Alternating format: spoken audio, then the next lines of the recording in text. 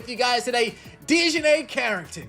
After clotheslining Sophie Cunningham, running into the locker room, screaming, "That's white privilege!"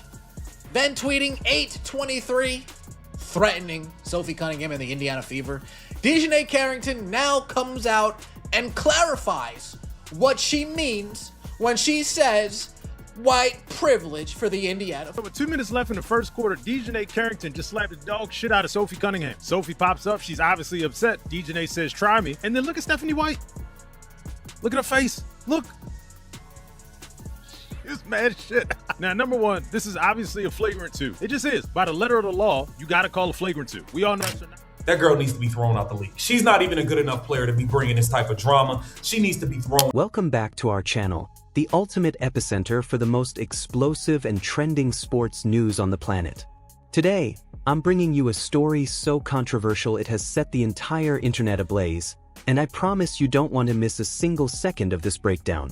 Stay with me until the very end, because I'm going to peel back the layers of this unfolding drama and keep you fully locked in while we dissect every detail. Without a moment to waste, let's dive straight into the heart of the storm. DIJONAI CARRINGTON clearly decided that the digital world needed a harsh reality check after she was thrown out of a high-stakes game. Straight from the locker room, with the adrenaline still surging, she dropped just 2 sentences that rocked the foundation of the WNBA.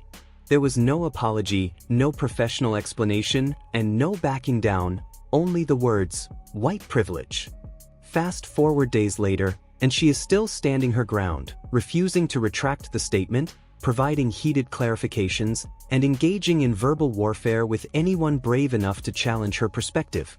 To be blunt, this has transformed into an absolute, unmitigated mess. This is arguably the most bizarre and polarizing reaction we have witnessed from any WNBA athlete this entire season. If you live for this kind of raw sports drama, do us a huge favor. Hit that like button and subscribe to the channel right now. Believe it or not, over 90% of our loyal viewers haven't officially joined the family yet. It's completely free, takes half a second, and helps us keep bringing you these viral stories. Have you clicked it yet? Amazing! Thank you for the incredible support. Now, let's get back into the chaos. Sophie Cunningham, otherwise known as MAGA Barbie in the WNBA, is a superstar player. She's one of the most famous female athletes in the world because she stood up for women in women's sports, saying only biological women should be allowed to play in the WNBA.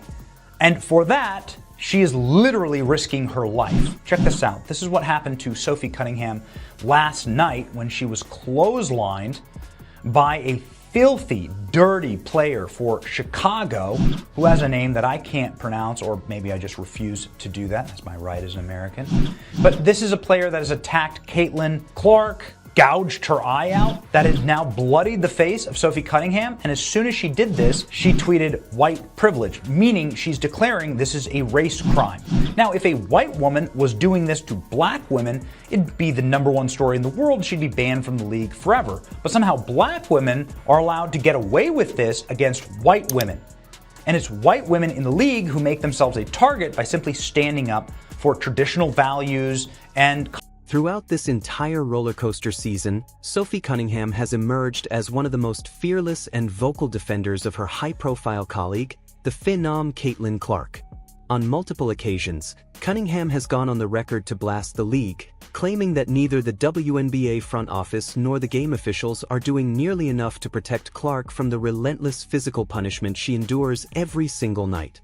She hasn't been shy about naming names either, criticizing specific performances and revealing the dark reality of locker room talk, where rival teams allegedly plot ways to welcome Clark to the league with brute force. Taking a stand like that doesn't exactly win you many friends in a hyper-competitive league, and Sophie Cunningham has never made any effort to hide the fact that she knows she has a target on her back for speaking her truth. Goo! That's assault, brother. You can't do that. What the fuck?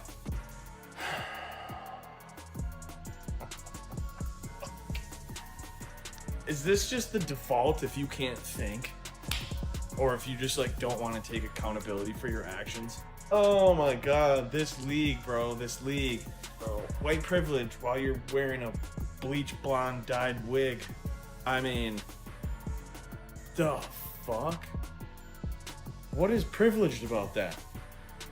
You Stone Cold Steve Austin clotheslined her ass.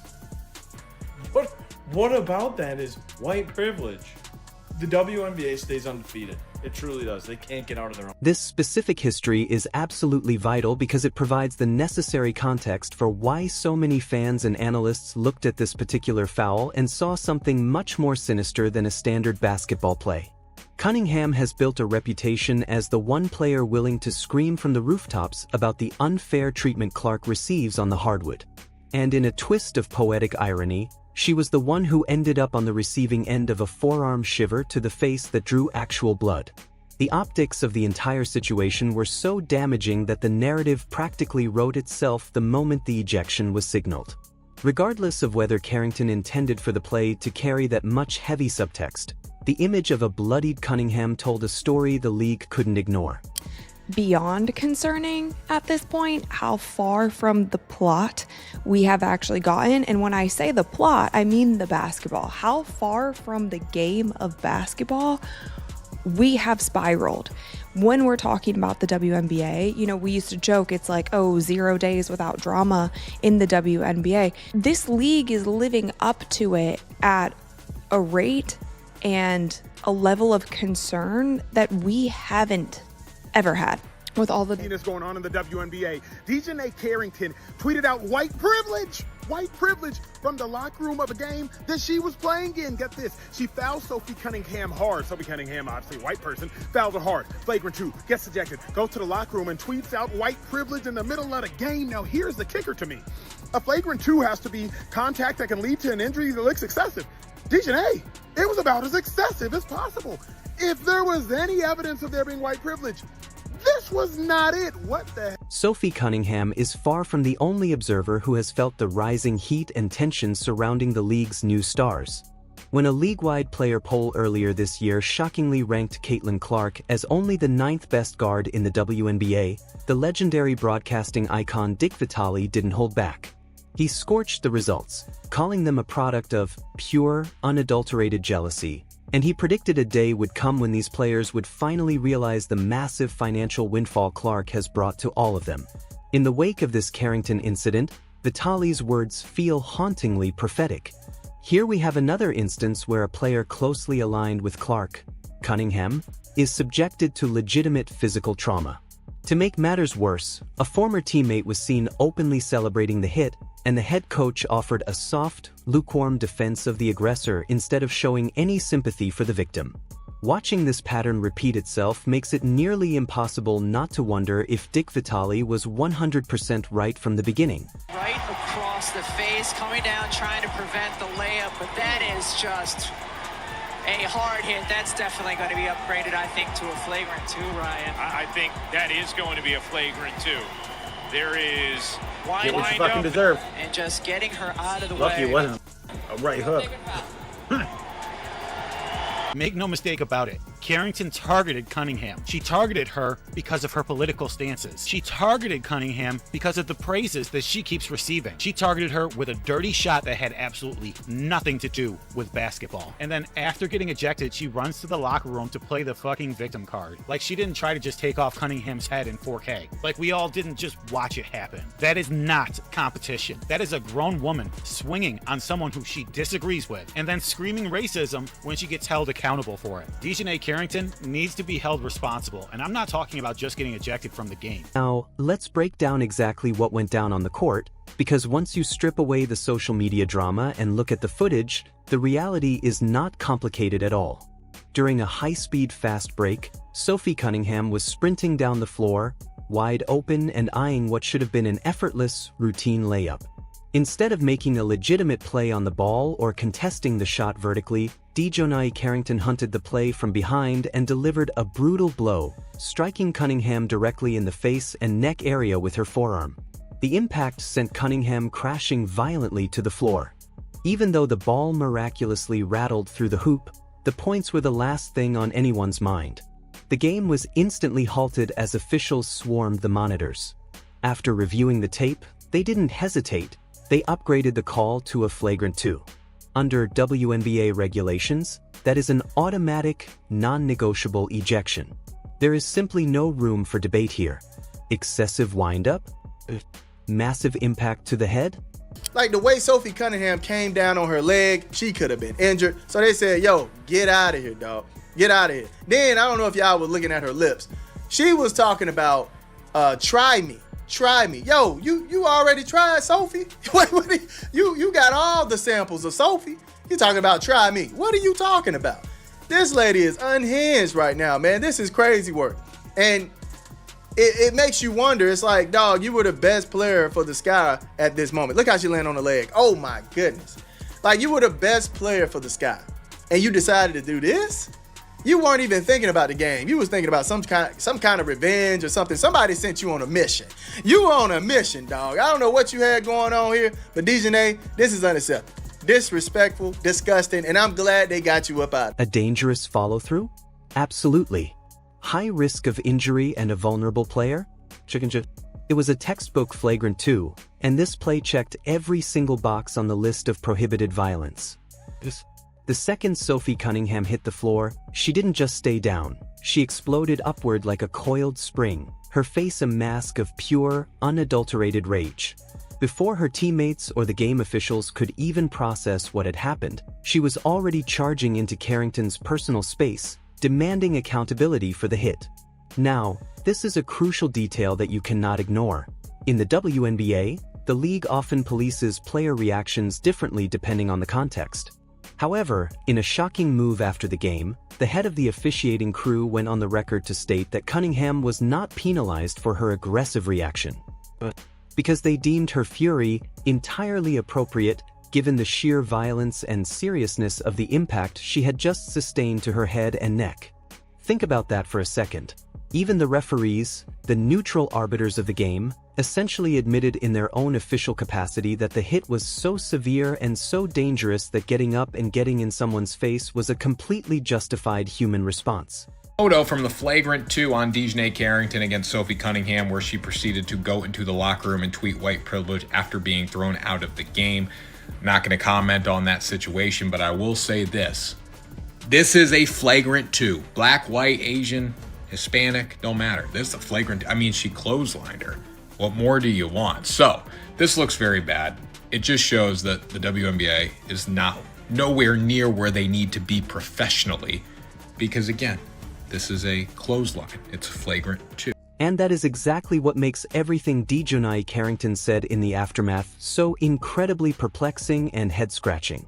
We have to ask the hard question: where exactly does the issue of race enter this specific conversation? If the officials themselves, the ones responsible for upholding the integrity of the sport, openly stated that the contact was excessive, needless, and dangerous, then how can the narrative be shifted? The referees admitted that Cunningham's reaction to being struck across the face was understandable. It doesn't matter who threw the foul or who was on the receiving end, the facts don't change. A player was violently struck across the head and neck while in a vulnerable position midair. The officials saw the footage, they followed the rulebook, and they upgraded the call. In that league, regardless of your name, your team, or your background, every single player is supposed to be subject to that exact same standard of safety. Mention the fact that she said white privilege. That is the story. The story isn't that she got kicked out. It's that she tweeted out white privilege as though because Sophie Cunningham is white, somehow that's why she got kicked out. They go on to defend her, the story, the narrative that she's not a dirty player. She makes plays like this all the time.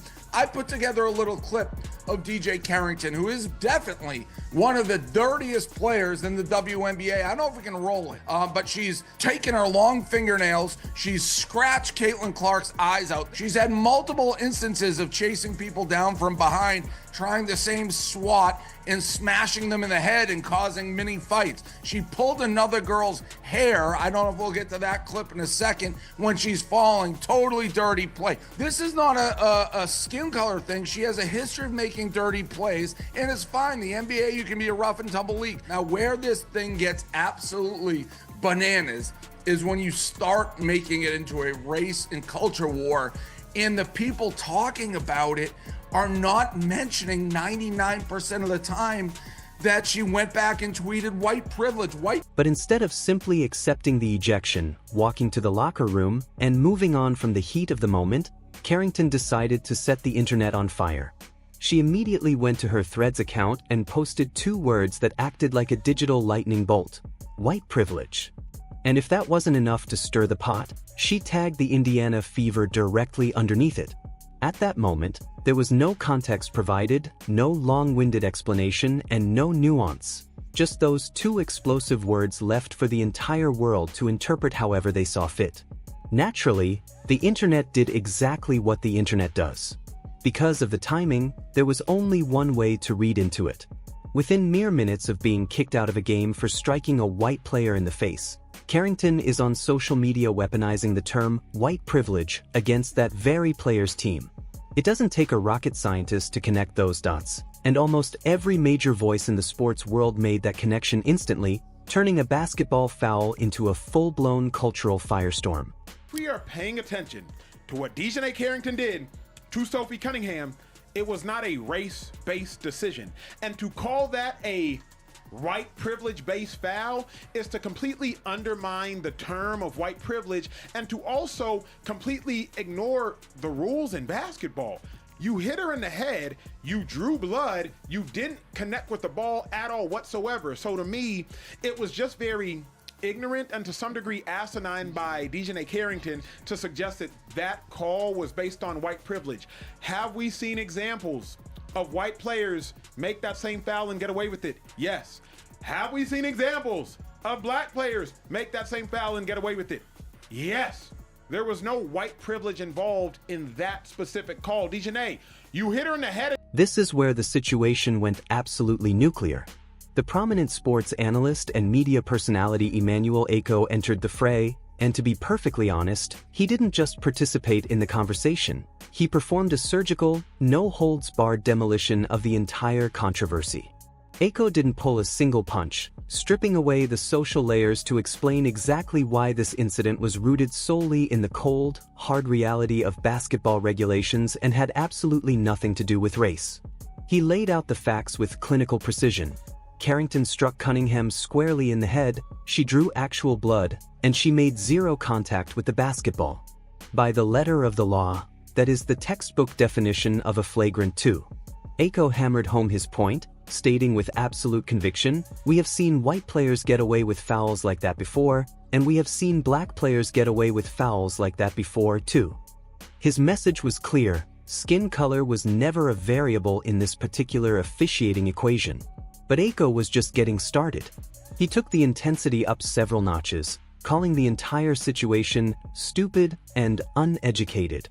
Those are incredibly strong, polarizing words, but they were words that perfectly captured the frustration and shock of countless commentators and viewers who were watching this drama spiral out of control in real time. What made Aiko's breakdown so devastating wasn't just that he called Carrington incorrect, it's that he essentially trapped her in her own logic. He demonstrated how this appeared to be a classic case of a player responding with raw, unchecked emotion in the heat of a high-pressure moment, only to try and frantically rationalize those actions once the global backlash started pouring in.